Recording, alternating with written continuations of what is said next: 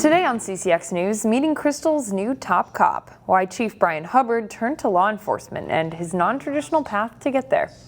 Thanks for joining us. Brian Hubbard has taken over as Crystal's new police chief following the retirement of longtime chief Stephanie Revering. Delaney Cleveland sat down with the Crystal native to learn more about his vision for the department going forward.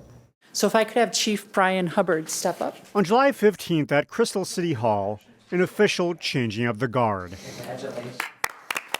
as Brian Hubbard was officially sworn in as Crystal's police chief.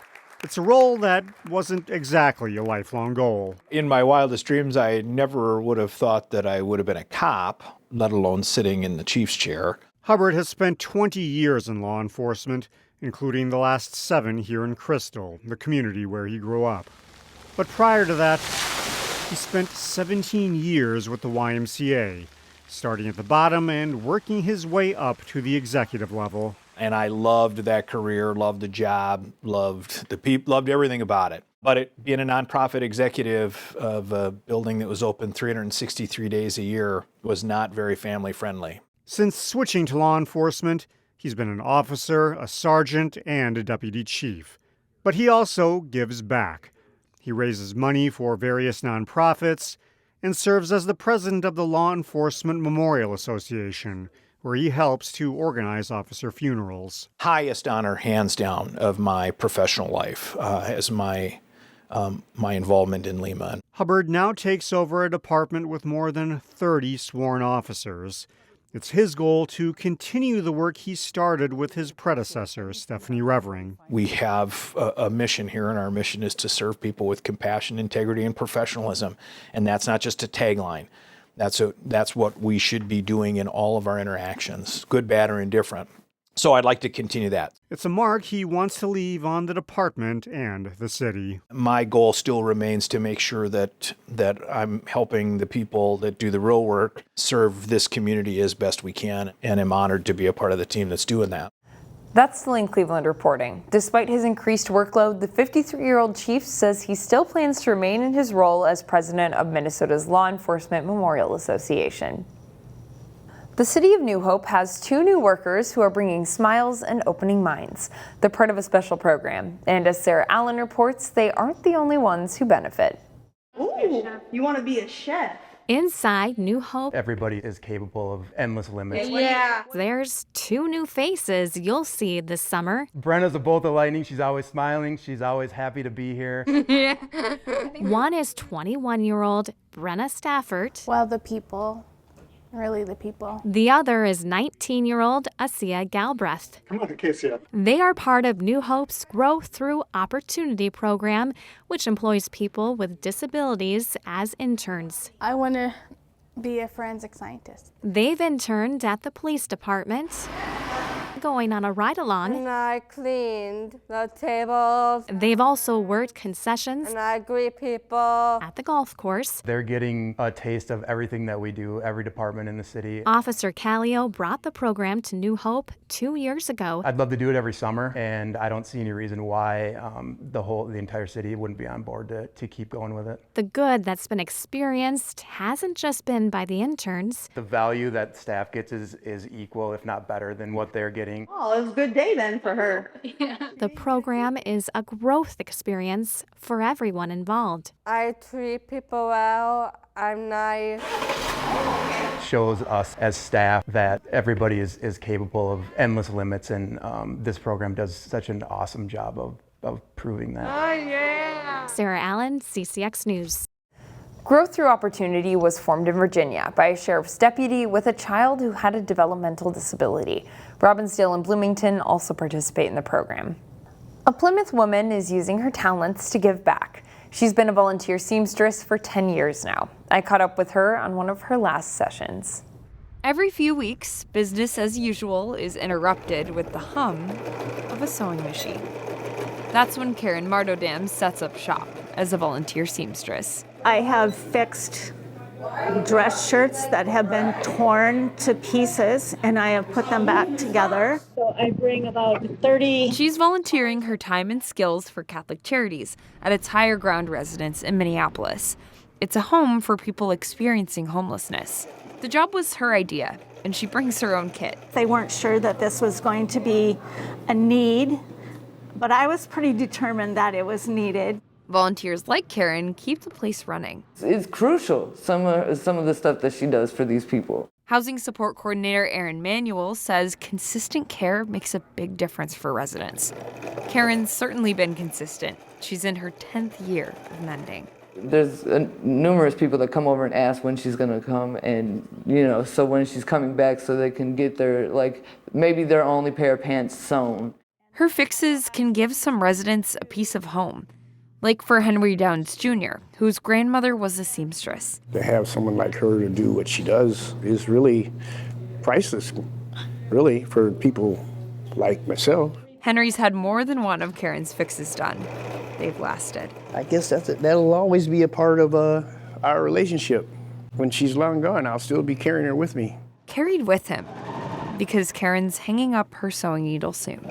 I wanted to do something for a population that might get overlooked a little bit, and that's what I did. She's retiring after hundreds of fixes, leaving behind a lasting legacy, just like her handiwork. Maybe you've inspired somebody to do what you do. I hope so. Maybe more than one. The ripple. Because she's made a difference, a row at a time. Karen's got a few more sewing sessions ahead before she's retiring to focus on her family.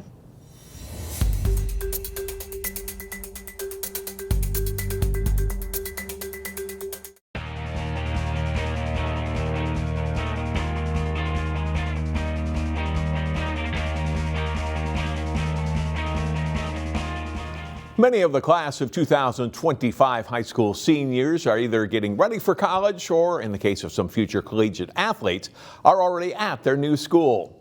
In this week's CCX Sports Spotlight Flashback from May, Chaz Moots profiles a runner on the Hopkins boys team who repeated his success from a year ago. The track is where Henry Risser loves to compete. The thing with track that I just love is that, the work you put in, you get out of it. Henry's track coach, Nick Lovis, he's relentless in his pursuit for his own excellence. And his sprinting coach, Austin Salardo, dedicated, for sure, give high marks. And he's very specific. Which makes it surprising that track runs in the second lane when it comes to Henry's passions. I can't lie and not say that soccer isn't the sport that I love the most. In middle school and elementary school, to be like a soccer kid, I wear a soccer jersey like every couple days of school or whatnot. That's just what I was known for. I lived and breathed it. Henry grew up loving the competition that soccer provided along with the community it provided. So my best friends that I have now were the kids that I was playing rec league soccer with, club soccer with. I was just around those guys all the time. I just loved being part of a team. Some of those friends were the ones that convinced Henry to try track his freshman year. My friends are doing it. I'll get out in the sun, have a little bit of fun, and I'll just stay in shape, get some extra cardio for soccer was my plan. But the more he poured into it, the more potential showed out. Kind of read the writing on the wall, I think, after his sophomore year that I could be pretty good at this. Henry never quit on soccer, but after his sophomore year, Henry used the work ethic that he had built from his first love and started taking the training on the track more seriously. I would work as hard as possible in soccer, but sometimes just not see the results right away just because it's so team-oriented.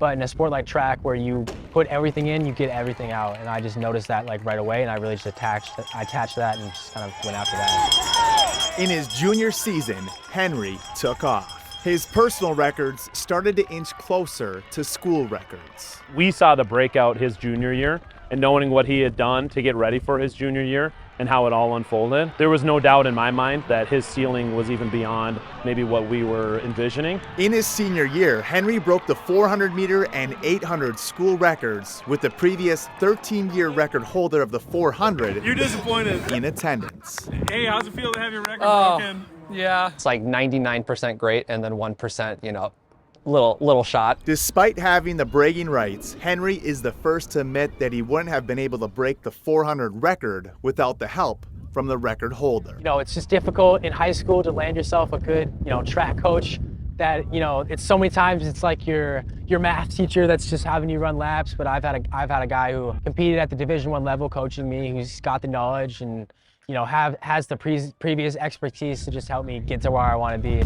The final lap in Henry's Hopkins career will come next week at the MSHSL state meet. State qualifier, Henry Reiser of Hopkins. Henry, who's in the top 5 in Minnesota high school boys all-time records in both the 400 and 800, is excited for his final opportunity. One of the big goals that I'd love to achieve is, breaking the state record in the 800 and just really seeing how far I go in like my 800 and just seeing how fast I can get. But of course, whatever happens, happens, and I'm just happy with the progress that I've made to this day. No matter how things play out on the track next week, Henry has cemented himself as one of the best to do it in one of the best track and field programs in the state. And I think Henry makes a pretty strong argument that if Hopkins, if we had a Mount Rushmore, he would be a face on Mount Rushmore for Tracktown, Minnesota. On your mark. Not bad for a soccer guy. Chaz Moots, CCX Sports. Thanks, Chaz. Henry did go on and repeat as state 800-meter champion in June, winning in 1 minute 52.82 seconds.